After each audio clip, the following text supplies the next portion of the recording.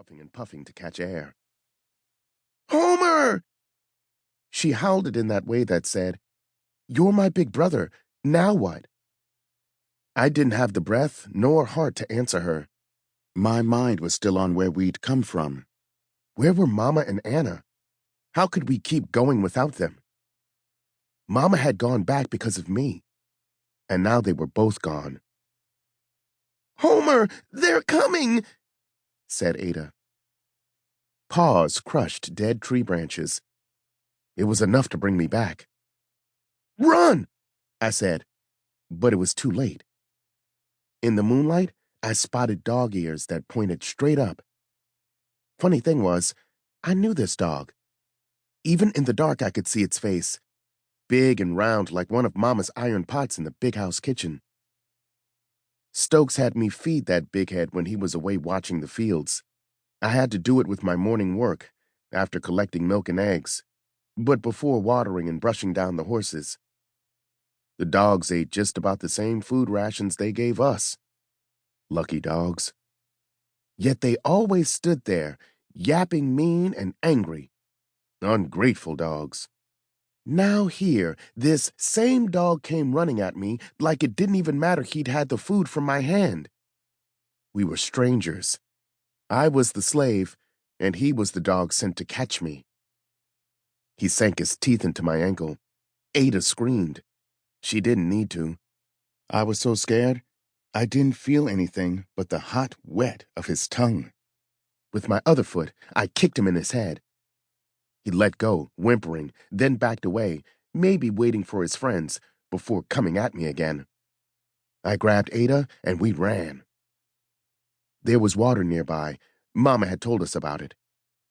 "If you don't see me come back, get to the river," she'd said. I didn't take much heed of her instructions at the time. We were going north, and Mama and Anna were coming along with us. Mama said there was a river, but she hadn't told us it wasn't a thing like the sleepy one we knew by Southerland. We heard the water before we saw it. It was night, but this river was awake. We stood on the bank with barking behind us and roaring water in front. "It sounds like a hungry monster." Ada likened everything to monsters and angels, but she was right.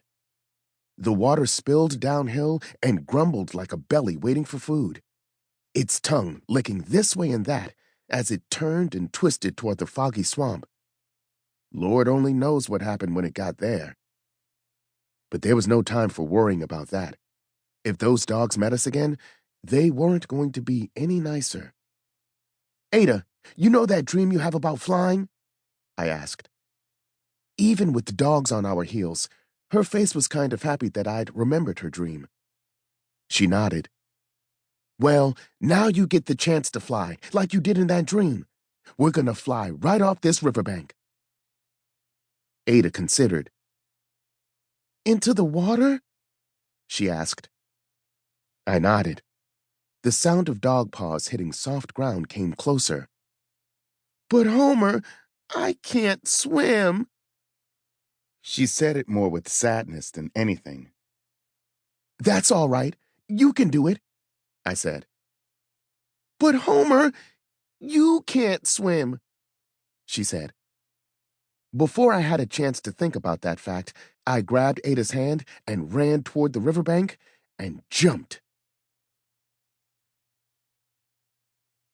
2. Homer.